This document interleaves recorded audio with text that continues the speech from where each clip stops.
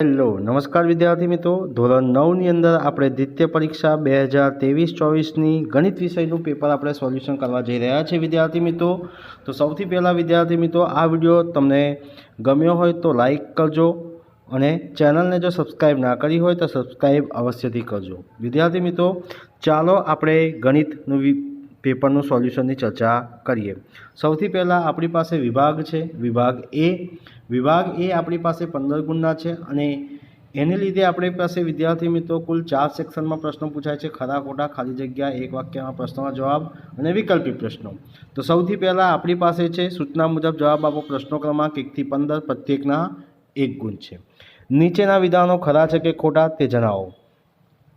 Question number 1, Euclid એ થેલ્સનો ખ્યાતનામ વિદ્યાર્થી હતો। તો આપેલું વિધાન વિદ્યાર્થી મિત્રો બિલકુલ ખોટું છે। બીજો ક્વેશ્ચન છે, દરેક ચોરસ એ સમબાજુ ચતુષ્કોણ હોય છે। તો આપેલું વિધાન સાચું છે। ત્રીજો ક્વેશ્ચન છે, બે સમાંતર રેખાઓની છેદિકા દ્વારા બનતા છેદિકાના એક જ તરફના અંતકોણ સમાન ના હોય। તો આપેલું વિધાન સાચું છે। ચોથો પ્રશ્ન છે, સરખી વસ્તુઓના બમણા એકબીજાને સમાન હોય છે। તો આપેલું વિધાન સાચું છે। ત્યારબાદ વિદ્યાર્થી મિત્રો આપણી પાસે આવે છે નેક્સ્ટ પ્રશ્નો છે, જે નીચેના પ્રશ્નોના જવાબ માટે સાચો વિકલ્પ પસંદ કરીને જવાબ લખો। તો પ્રશ્ન 5, ત્રિકોણ એબીસીમાં એડી મધ્યગા છે। જો AR બરાબર ABC 50 સેમી હોય તો ADC બરાબર ખાલી જગ્યા સેમી થાય।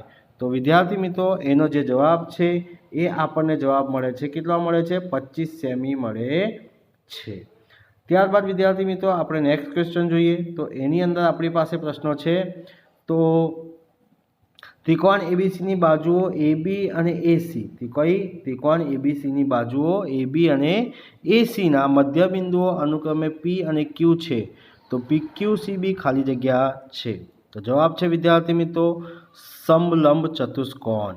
ત્યારબાદ વિદ્યાર્થી મિત્રો આપણી પાસે પ્રશ્નો આવે છે ક્વેશ્ચન નંબર 7ની અંદર શું કીધું છે? ત્રિકોણ એબીસીમાં એડી મધ્યગા છે। જો AR એટલે કે ત્રિકોણ ABC બરાબર 100 સેમી હોય તો ADB બરાબર ખાલી જગ્યા સેમી થાય। તો જવાબ છે વિદ્યાર્થી મિત્રો 50 સેમી થાય છે। ક્વેશ્ચન નંબર 8, નીચેના વિધાન સાચા બને તે પ્રમાણે ખાલી જગ્યા પૂરો। વર્તુળની પૂર્ણ લંબાઈને વર્તુળનો ખાલી જગ્યા કહે છે। તો જવાબ છે વિદ્યાર્થી મિત્રો વર્તુળની પૂર્ણ લંબાઈને વર્તુળનો પરિઘ કહે છે। ક્વેશ્ચન નંબર 9, ત્રિકોણ એબીસી એકરૂપ ત્રિકોણ RPQ હોય તો ત્રિકોણ એબીસીની પરિમિતિ 18 સેમી હોય તો ત્રિકોણ PQRની પરિમિતિ ખાલી જગ્યા સેમી થાય છે। ક્વેશ્ચન નંબર 10, લંબચોરસની બાજુઓનો મધ્યબિંદુઓને ક્રમમાં જોડવાથી ખાલી જગ્યા મળે છે। તો જવાબ છે વિદ્યાર્થી મિત્રો સમબાજુ ચતુષ્કોણ મળે છે। ક્વેશ્ચન નંબર 11, ત્રિકોણની કોઈપણ બે બાજુઓનો સરવાળો ત્રીજી બાજુ કરતાં ખાલી જગ્યા હોય છે। તો ત્રીજી બાજુ કરતાં કેવો હોય છે વિદ્યાર્થી મિત્રો? વધારે હોય છે। ત્યારબાદ વિદ્યાર્થી મિત્રો આવે છે ક્વેશ્ચન નંબર 12, 13, 14 અને 15। એની અંદર કીધું છે એક વાક્ય કે એક શબ્દોમાં જવાબ લખો। વર્તુળના કેન્દ્રમાં પસાર થતી જીવાને વર્તુળને શું કહે છે? તો વ્યાસ કહે છે।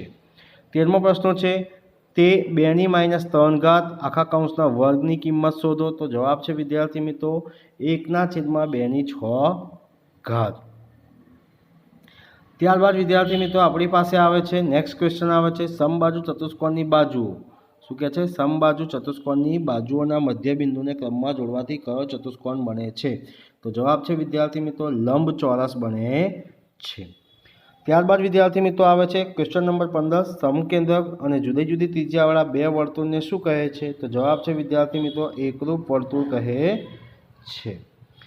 તો ત્યારબાદ વિદ્યાર્થી મિત્રો આ હતા વિભાગ એની અંદર 1 થી 15 પ્રશ્નો। હવે વિદ્યાર્થી મિત્રો આપણે ચર્ચા કરવાના છે વિભાગ બી।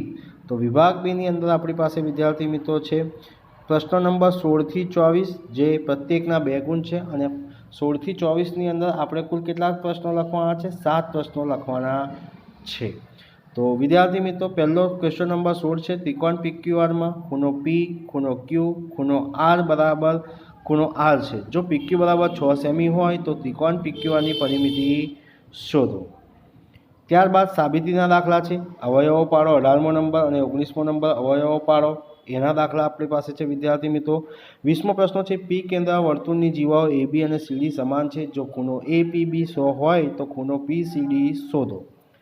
21મો પ્રશ્ન છે, વૃત્તખંડ અને વૃત્તાંશની વ્યાખ્યાઓ જણાવો. 22મો પ્રશ્ન, સમાંતર બાજુ ચતુષ્કોણ PQRSમાં ખૂણો P અને ખૂણો Q બરાબર 7/8 હોય તો PQRSના દરેક ખૂણાનો માપ શોધો. ત્રિકોણ એબીસીમાં ખૂણો B બરાબર 90, BC બરાબર 8 સેમી, AC બરાબર 17 સેમી છે. BE એ ત્રિકોણની એક મધ્યગા છે તથા M એ BEનું મધ્યબિંદુ છે, તો ત્રિકોણ BMCનું ક્ષેત્રફળ શોધો. 24મો પ્રશ્ન છે, વ્યાખ્યા આપો સમબાજુ ચતુષ્કોણ અને સમલંબ ચતુષ્કોણ. તો વિદ્યાર્થી મિત્રો આપણી પાસે આ વિભાગ બીની અંદર સોલ્યુશન અહીંયા વિદ્યાર્થી મિત્રો આપ્યા છે, તમે જોઈ શકો છો વિદ્યાર્થી મિત્રો. વિભાગ બીની અંદર 16મા પ્રશ્નનું સોલ્યુશન બરાબર છે. ત્રિકોણ PQRમાં ખૂણો P, ખૂણો Q, ખૂણો R, ત્રિકોણની બાજુઓ PQ બરાબર QR બરાબર PR. તો આ પ્રમાણે વિદ્યાર્થી મિત્રો તમારી પાસે પ્રશ્ન નંબર 16નું પણ સોલ્યુશન કરેલું છે, જેની પરિમિતિ એટલે કે 18 સેમી જવાબ મળે છે. ત્યારબાદ વિદ્યાર્થી મિત્રો આપણી પાસે આવે છે અવયવો પાડો. તો અવયવો પાડોના બે દાખલા છે. પહેલો દાખલો છે x² - x - 12. તો આનો અવયવો આપણે વિદ્યાર્થી મિત્રો પાડીએ છીએ તો આનો જવાબ મળે છે આપણી પાસે x + 3 અને x - 4. ત્યારબાદ 19મો છે 2x² - y², 5x² - y². તો આનું આપણે વિદ્યાર્થી મિત્રો સોલ્યુશન કરીએ તો 5x - y 5x + y મળે છે. 20મા પ્રશ્નનું સોલ્યુશન વિદ્યાર્થી મિત્રો તમને અહીંયા આપી દીધો છે, તમે જોઈ શકો છો. ત્યારબાદ વિદ્યાર્થી મિત્રો આપણી પાસે આવે છે પ્રશ્ન નંબર 22. પ્રશ્ન નંબર 22ના પણ આપણે સોલ્યુશન અહીંયા વિદ્યાર્થી મિત્રો ડિસ્પ્લે પર આપ્યા છે. તમે જોઈ શકો છો કે ચતુષ્કોણ PQRSના દરેક ખૂણાનો માપ કેટલું મળે છે. ત્યારબાદ વિદ્યાર્થી મિત્રો આપણી પાસે આવે છે નેક્સ્ટ ક્વેશ્ચન વિભાગ સી. તો વિભાગ સીની અંદર આપણી પાસે વિદ્યાર્થી મિત્રો છે નીચેના પ્રશ્નોને માગ્યા પ્રમાણે ગણતરી કરી કોઈપણ 3 પ્રશ્નોના જવાબ લખવાના છે. પ્રશ્નો નંબર 25 અને 26, ત્યારબાદ 27 અને વિદ્યાર્થી મિત્રો દરેક પ્રશ્નોનો પ્રશ્ન નંબર 25નું પણ સોલ્યુશન તમને અહીંયા ડિસ્પ્લે પર આપ્યું છે. સ્ક્રીનશોટ લઈને પણ તમે વિદ્યાર્થી મિત્રો આને લખી શકો છો. ત્યારબાદ વિદ્યાર્થી મિત્રો આપણી પાસે આવે છે પ્રશ્નો નંબર 26ની અંદર અહીંયા પણ વિદ્યાર્થી મિત્રો સોલ્યુશન આપી દીધેલું છે, તમે જોઈને પણ તમે લખી શકો છો. ત્યારબાદ વિદ્યાર્થી મિત્રો નેક્સ્ટ ક્વેશ્ચન આવે છે આપણી પાસે કયું છે 5.4 સંખ્યા રેખા પર દર્શાવો એની વાત કરી છે. તો અહીંયા સંખ્યા રેખા પર આપણી પાસે દરેક પ્રશ્નોનું સોલ્યુશન વિભાગ ડીની અંદર પણ વિદ્યાર્થી મિત્રો તમને આપી દેવામાં આવેલું છે.